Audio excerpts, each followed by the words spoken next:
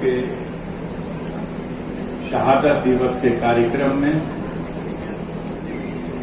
मंच पर उपस्थित परम सम्मानित भारतीय सेना के मेजर जनरल J.S. फैसला ji, brigadier Raju Nagiyal ji, deputy commander के जयशंकर जी, गाजीपुर के सीडीओ साहब, मंच पर उपस्थित पूर्व सांसद अमिताभ दुबे जी, गणमान्य नागरिकगण, कार्यक्रम में उपस्थित सेना के रिटायर्ड अधिकारी और जवान, इस कार्यक्रम में उपस्थित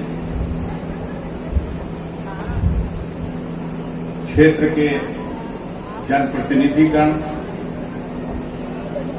बुजुर्गों, नौजवान दोस्तों, पत्रकार बंधुओं और विशेष रूप से 2 साल के बाद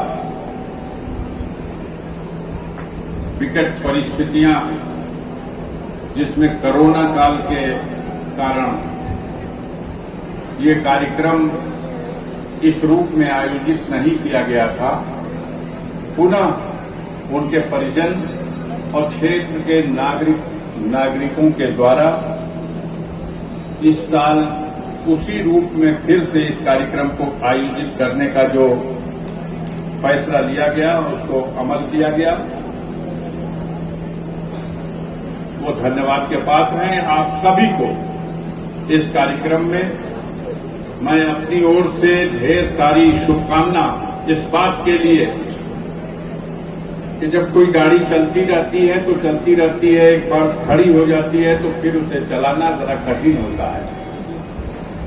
हम आए थे कुछ दिनों पहले,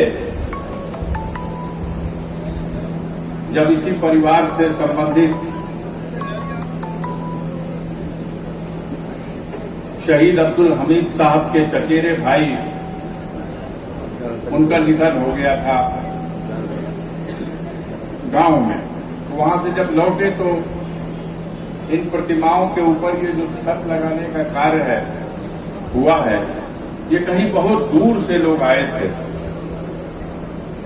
जो आपके इस धरती के, इस देश के, इस वीर के लिए उनके मन में जाने किस तरह का प्रेम था कि वो लोग यहीं आकर के कई दिन रुके रहे और ये इसकी छत डालने से लेके रंगाई पुताई और इस कैंपस को फिर से एक खूबसूरत कैंपस बनाने में वो जुटे रहे। मुझे देख के बहुत अच्छा लगा। आज इस कार्यक्रम में आने के बाद इसको वही रूप आपने प्रदान करने की कोशिश की। उन सभी लोगों को मैं बहुत धन्यवाद देना चाहता हूं अपनी ओर से कि आपने फिर इस कार्यक्रम को उसी रूप में आयोजित किया। हम परिवार के लोगों के लिए भी आभार प्रकट करते हैं। अब आज का विषय उस पर और अपनी बहादुरी से और देश की रक्षा में अपना बलिदान दे करके पेटेंट टैंक और कई पेटेंट टैंक तोड़ करके एक बहादुरी का कीर्तिमान बनाया। आज तक और आगे आने वाली नस्लों तक इस गांव के, इस क्षेत्र के, इस जनपद के और इस देश के नौजवान उस पर गर्व करते रहेंगे, उसकी बहादुरी पर गर्व करते रहेंगे। आज देश में 75वीं आजादी की वर्षगांठ मनाई जा रही है। पूरा वर्ष मनाया गया। देश को स्वतंत्र हुए इस 75 साल के इस कार्यकाल में देश ने जो तरक्की की, देश की आजादी के लिए जिन लोगों ने बलिदान दिया, जिन्होंने कुर्बानियां दी, उनकी गाथाओं को याद किया गया और इस आजाद भारत की सीमाओं पर जो समय समय पर चुनौतियां आई, संकट आया, उस चुनौतियों और संकट की घड़ी में देश के वीरों ने, भारतीय सेना ने जिस तरह के पराक्रम का परिचय दिया, वो दुनिया के सामने एक बेमिसाल नजीर है। स्वतंत्रता के साथ ही साथ 1947 में देश आजाद हुआ, लेकिन एक आजाद भारत सुरक्षित कैसे रहे, इस देश में रहने वाले करोड़ों लोग सुरक्षित कैसे रहे, इसकी जिम्मेदारी तो सब पर थी, लेकिन सबसे बड़ी जिम्मेदारी सीमाओं पर खड़े हमारे जवानों की थी, हमारी सेना की थी। और हमारी सेना के जवानों ने जब जब संकट आया, हर चुनौती का साहस के साथ मुकाबला किया और सफलता हासिल की। हम इस अवसर पर बताना चाहते हैं, गाजीपुर के इतिहास को आप जब गाजीपुर में आए हैं और सेना से जुड़े हुए अधिकारी हैं तो सभी जानते होंगे, लेकिन थोड़ा वर्णन इसलिए करना चाहता हूं कि 1947 में जब सबसे पहले आजादी के तुरंत बाद कबायलियों की मदद से पाकिस्तान की सेना कश्मीर में घुसपैठ करने में सफल हुई, तो उस लड़ाई में भी जब कश्मीर का राजा हरि सिंह दिल्ली आकर के हमारे प्रधानमंत्री के सामने उस समझौते पे दस्तखत किया कि अब से कश्मीर भारत का अभिन्न अंग होगा, और भारत की जो पहली सेना भेजी गई उस सेना का नेतृत्व करने का काम भी इस गाजीपुर की मिट्टी से जुड़े हुए वीरों ने किया। हम स्मरण दिलाना चाहते हैं उस नाम को जिसे ब्रिगेडियर उस्मान के नाम से, जिन्हें महावीर चक्र मिला, जिन्हें मोहम्मद अली जिन्ना ने ऑफर दिया कि आप पाकिस्तान चले आओ, हम पाकिस्तानी सेना का जनरल बनाएंगे, लेकिन उस वीर ने मोहम्मद अली जिन्ना के उस प्रस्ताव को ठोकर मारी। वो झांगर घाटी, वो नौशेरा, जिसे प्राप्त करने के लिए दुश्मन की सेनाएं बेताब थीं और उसके प्रयास जारी थे, उन सारे प्रयासों को असफल करके वीरतापूर्वक भारतीय सेना और भारतीय सेना के नेतृत्व करने वाले इन वीरों ने सफलता हासिल की। और हमें गर्व होता है आज भी ये बताते हुए कि हम भी उन्हीं के वंशज हैं जो ब्रिगेडियर उस्मान साहब थे, जिन्होंने नौशेरा में अपना सर्वोच्च बलिदान करके, जिन्हें मरणोपरांत महावीर चक्र की उपाधि मिली। तो ये गाजीपुर की जो धरती है, इस धरती ने अभी कारगिल के युद्ध में 16 ऐसे जवान थे जिन्होंने कारगिल की चोटी पर पुनः विजय प्राप्त करने के लिए उस दौरान गाजीपुर के वीरों ने अपना बलिदान दिया। सबसे पहले पखनपुरा गांव में इश्तियाक खां का शव आया, पूरे जनपद में कोहराम मच गया। एक भाई तो शहीद हो चुका था, दूसरा भाई जिंदा भी था, तो उसके दोनों पैर बर्फ में कई दिनों तक गड़े होने की वजह से वो सिल्ली हो चुके थे, एक तरह से शीशा हो चुके, वो न उसे हिला सकता था और इतनी पीड़ा थी उसको कि पेन किलर इंजेक्शन पे वो जिंदा था। रामदुलार यादव, जयप्रकाश यादव, कमलेश सिंह, अनेकों वो वीर जिन्होंने फिर से कारगिल की चोटी पर विजय प्राप्त करने के लिए अपने पराक्रम का परिचय दिया और अपना बलिदान दिया। 1971 के युद्ध में जब भारतीय सेना ने पाकिस्तान का नक्शा बिगाड़ दिया, उसे दो टुकड़ा कर दिया, एक नए राष्ट्र बांग्लादेश का उदय हुआ, उस युद्ध में भी गाजीपुर का गौरवशाली इतिहास है। यहाँ के वीरों ने बलिदान दिया। 1962 का वो युद्ध, उसी गहमर गांव के वो शहीद थे जिन्होंने पहली बार जब चाइना ने 1962 में घुसपैठ करी, हमला किया, तो उसमें मुकाबला किया और बलिदान देने में गाजीपुर 1962 के युद्ध में भी उसी गहमर का, जिसका आप लोग जिक्र कर रहे थे, उसी गहमर का वो वीर था। आज भी हमें नाज है इस मिट्टी पर, यहाँ के उन नौजवानों पर, उनकी देशभक्ति पर, जो भारतीय सेना में अपने पराक्रम से हमेशा ये साबित करते रहे कि गाजीपुर एक बलिदानी धरती है, जिसने जहां एक तरफ देश को स्वतंत्र कराने की लड़ाई में हम बड़े सम्मान के साथ ये इतिहास अपने मेजर जनरल साहब को बताना चाहते हैं कि भारत स्वतंत्र हुआ 15 अगस्त 1947 को, लेकिन ये गाजीपुर और बलिया की धरती 5 वर्ष पूर्व 18 अगस्त 1942 को आजाद हो गई थी। 13 दिनों तक ब्रिटिश हुकूमत का झंडा उतार करके जला दिया गया और चित्तू पांडे को डिक्टेटर कलेक्टर बना करके बैठा दिया गया।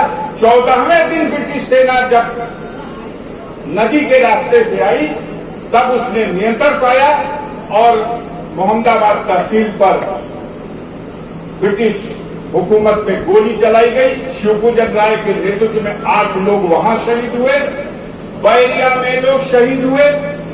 13 दिन तक 1942 में 18 अगस्त के बाद ये क्षेत्र, ये इलाका अपने आप को स्वतंत्र घोषित कर दिया।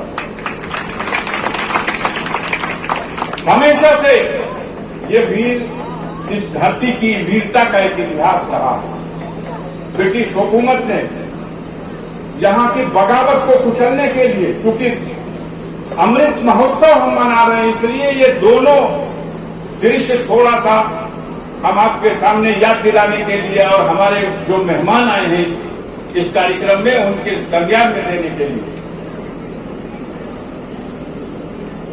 दोनों दृश्य, आजादी की लड़ाई में क्या भूमिका रही जनपद की, और बाद में आजाद भारत की सीमाओं पर बलिदान देने के सवाल पर क्या भूमिका रही है गाजीपुर के जवानों की, इस सवाल पर एक गौरवशाली इतिहास रहा है और आज भी है। एक अरमान, एक जज्बा, थोड़ा मायूसी है हमारे नौजवानों में।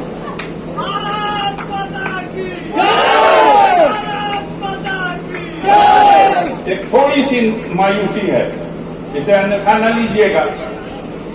देश में लोकतंत्र की व्यवस्था है और अपनी विचारधारा।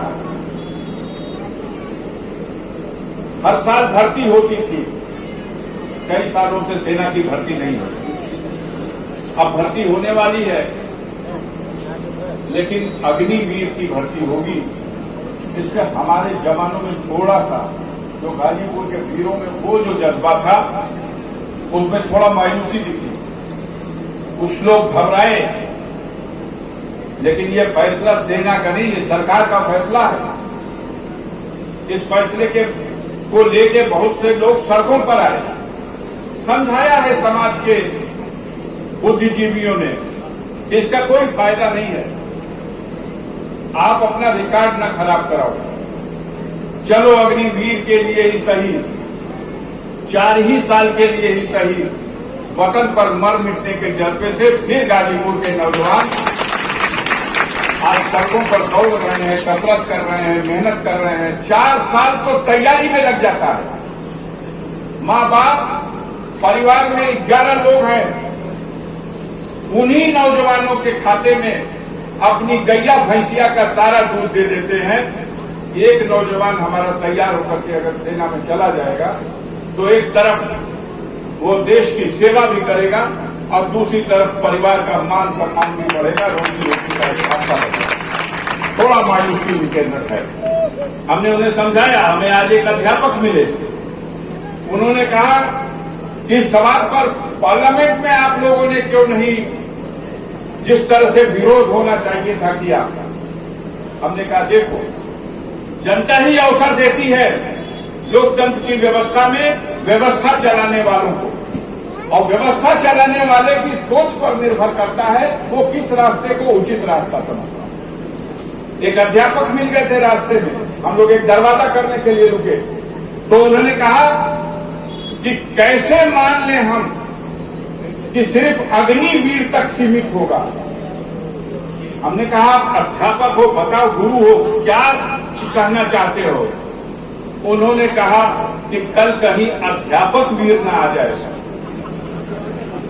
मैं चुप हो गया, मेरे मुंह से जवाब नहीं निकल सका। और इतना ही नहीं कहा उन्होंने ये भी कहा कि आज अग्निवीर और कल अध्यापक वीर, और फिर दूसरे कार्य क्षेत्र में भी अगर यही व्यवस्था लागू हुई तो क्या हो सकेगा।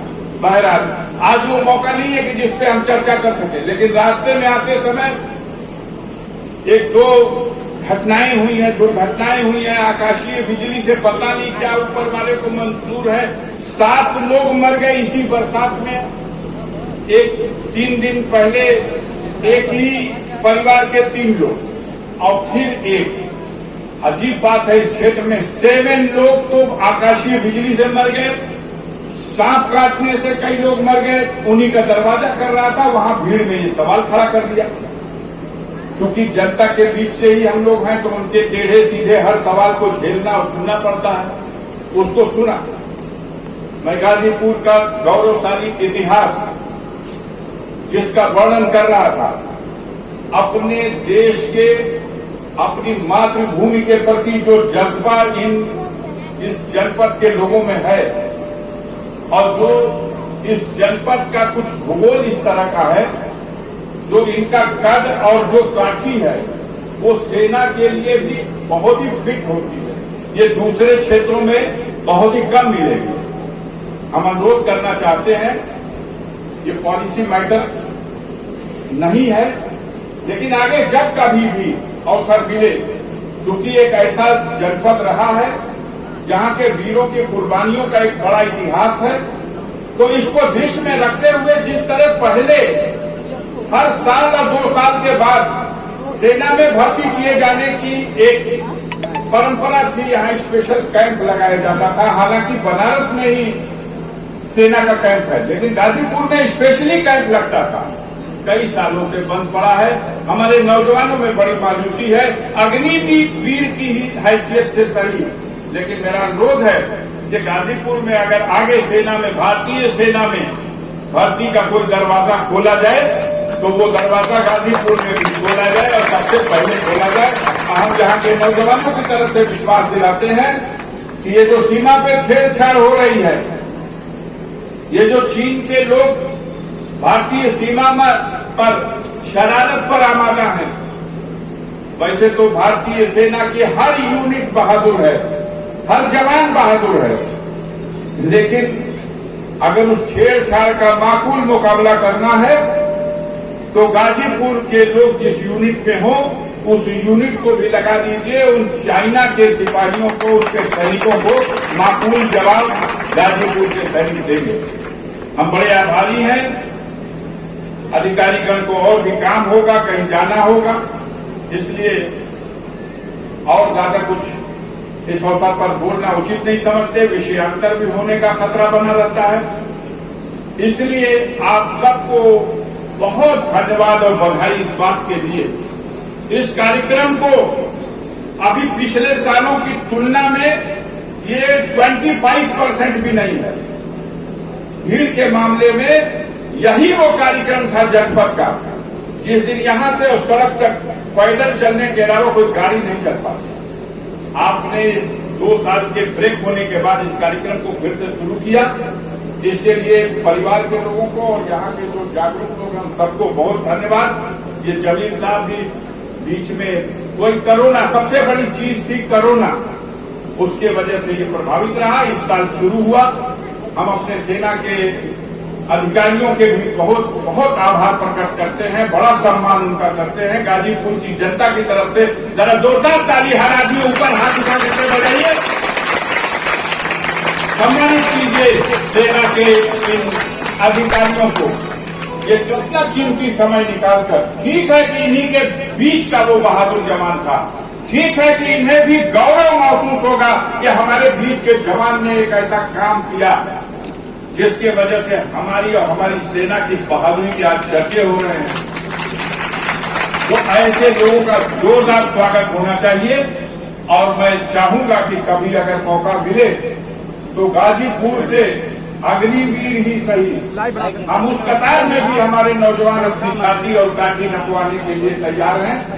गाजीपुर के लिए दरवाजा खोलिएगा। इन्हीं बातों के साथ आप सबको बहुत बहुत धन्यवाद देते हुए इस कार्यक्रम में, इस आयोजन में जो हमारे संगीत के लोग या जो आर्टिस्ट इसमें भाग ले रहे हैं, हमारे संचालक महोदय के कुशल संचालन में जो यहाँ कार्यक्रम देर से चल रहा, संपन्न हो रहा है, और आप लोग बड़े धैर्य के साथ बैठ करके इस कार्यक्रम में आए हुए लोगों को सुन रहे हैं, उनका हौसला बढ़ा रहे हैं।